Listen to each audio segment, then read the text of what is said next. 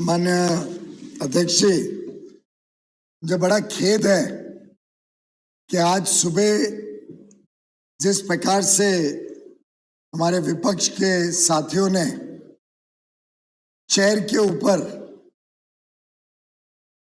एक प्रकार से आरोप लगाने की कोशिश की कि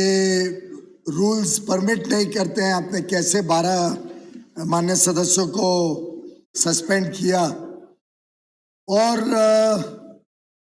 जिस प्रकार से लीडर ऑफ द ऑपोजिशन ने सिर्फ चेयर की नहीं पूरे सदन की एक प्रकार से गरिमा को कम किया, क्योंकि निर्णय तो सदन का था कि 12 एमपीज को सस्पेंड करना चाहिए, और ये निर्णय भी एक प्रकार से 20-21 दिन तक रोज की घटनाओं को देखते हुए ये निर्णय लिया गया। आज सुबह माननीय लीडर ऑफ द ऑपोजिशन ने कोई खेद नहीं प्रकट किया, कोई विपक्ष की तरफ से कोई बयान भी नहीं दिया कि वो इस बात से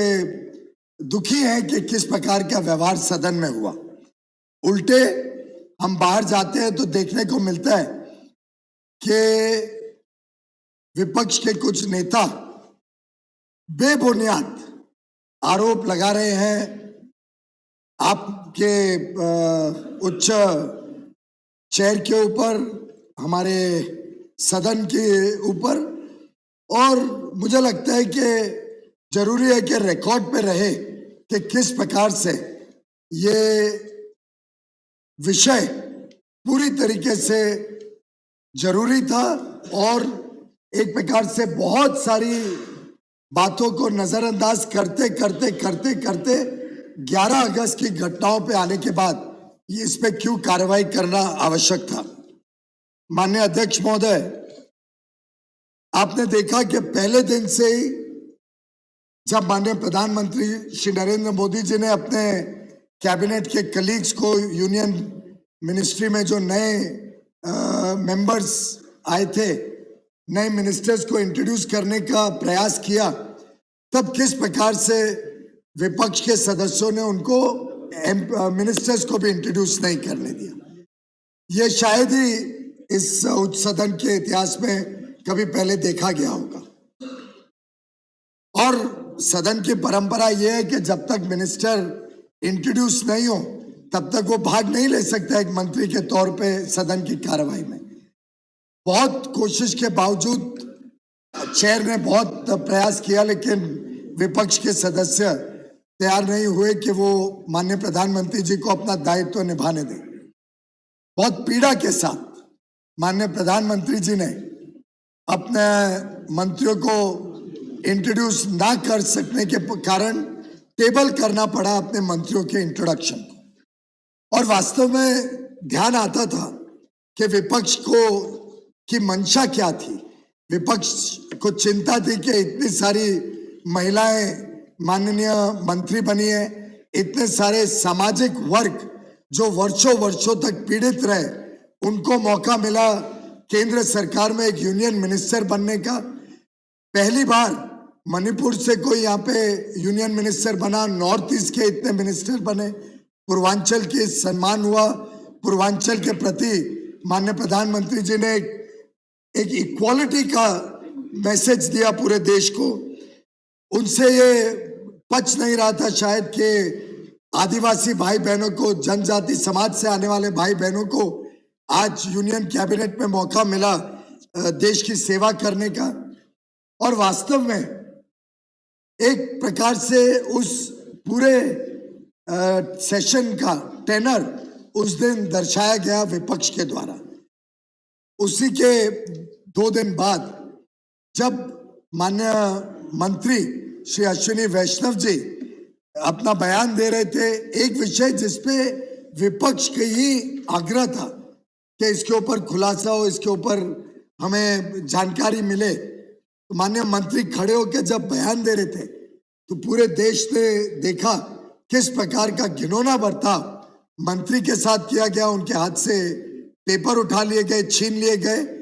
और उनके सामने अड़चन डालने की हर संभव कोशिश की गई कि वो बयान ना दे पाए। और उस समय तो कुछ मान्य सदस्य तो हमारे और आके लगभग अटैक करने की मुद्रा में दिखे। और ये सिलसिला माननीय अध्यक्ष जी समय समय पे देश ने देखा, चेयर का अपमान होते हुए देखा, हमारे अधिकारियों का अपमान होते हुए देखा, अन्य मान्य सांसदों का अपमान हुआ और पूरे सदन की गरिमा को पूरी तरीके से ध्वस्त करने का हर संभव प्रयत्न विपक्ष ने पिछले मॉनसून सेशन में किया। माननीय अध्यक्ष जी, मैं धन्यवाद दूंगा चेयर का, आपका, उपाध्यक्ष जी का और सभी आपके पैनल का और हमारे सभी स्टाफ का जो टेबल पे हैं, जो मार्शल्स हैं, जिन्होंने इतनी गलत बर्ताव के बावजूद संयम रखा, बहुत टॉलरेट किया, बहुत संवेदनशील तरीके से इस विषय को लिया, हर अटैक को सहन लिया बिना कोई उसका विषय बनाते हुए, बिना कोई कंप्लेन करते हुए। उसके बाद बढ़ते बढ़ते जब एक माननीय सदस्य ने एकदम चेयर के ऊपर ही लगभग हमला बोल दिया, तब कोई चॉइस नहीं थी, उनको एक दिन के लिए सस्पेंड किया गया। उस दिन भी जो दृश्य इस हाउस में हुआ कि दरवाजे बंद होने के बाद भी शीशा तोड़ा गया, दरवाजे का शीशा तोड़ने के कारण कांच कुछ हमारे स्टाफ, सिक्योरिटी स्टाफ को भी लगा, चोट पहुंची, उस पे भी चेयर ने निंदा की और काफी आक्रोश था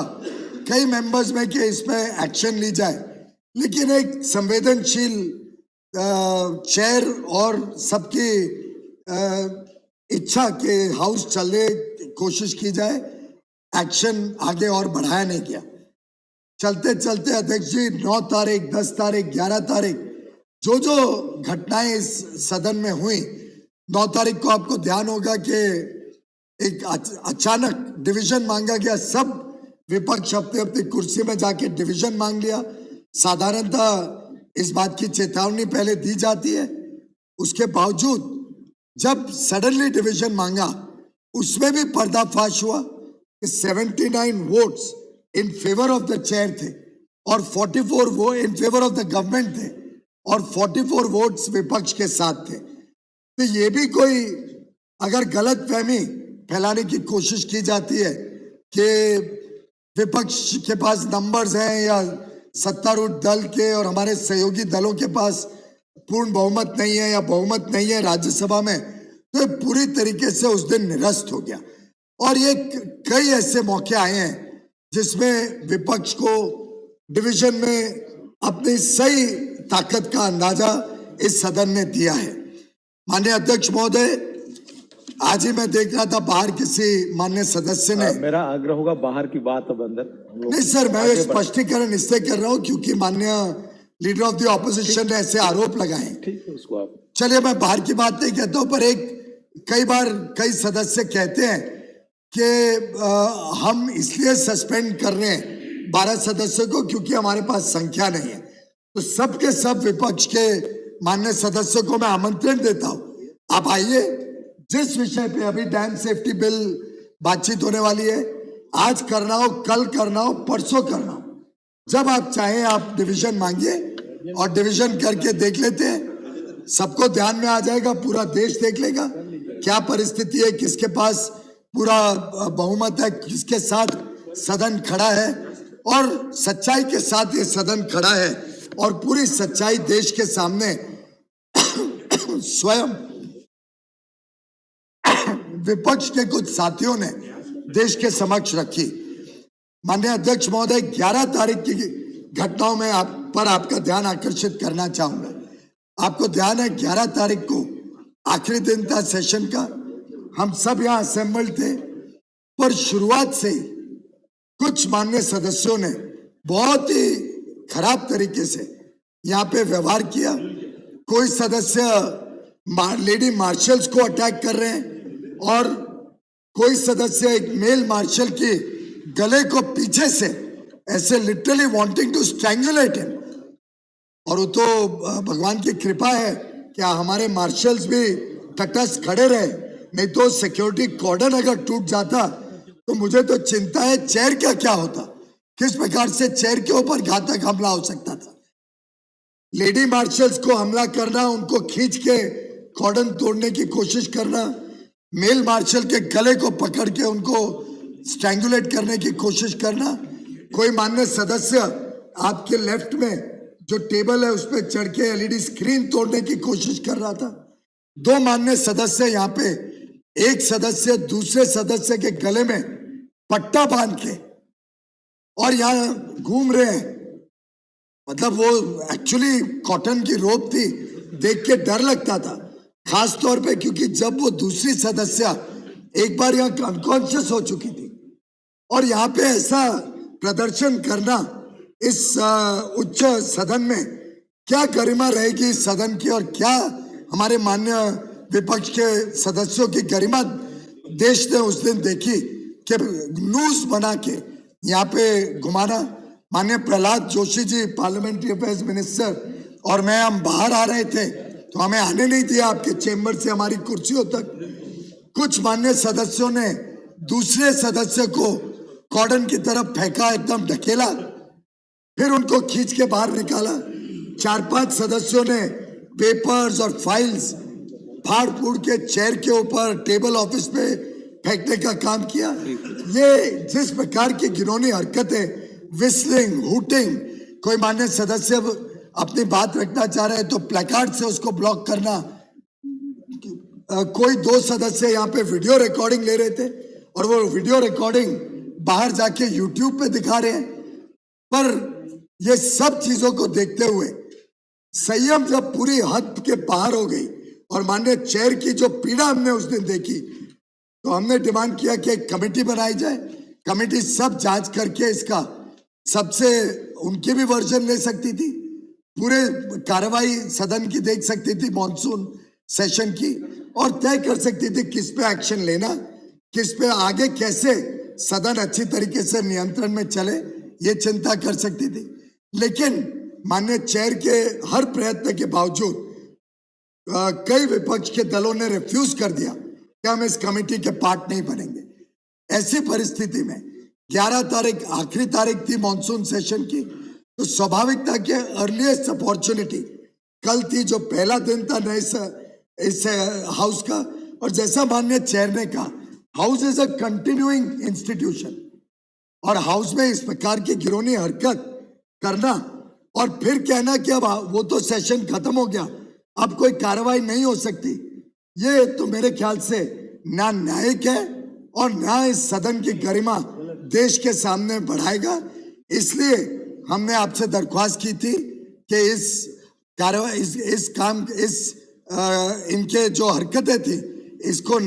ध्यान में दिया जाए और उन मेंबर्स जिन्होंने 11 अगस्त को ये सब हरकत की थी, क्योंकि वो आखिरी दिन की हरकत थी, तो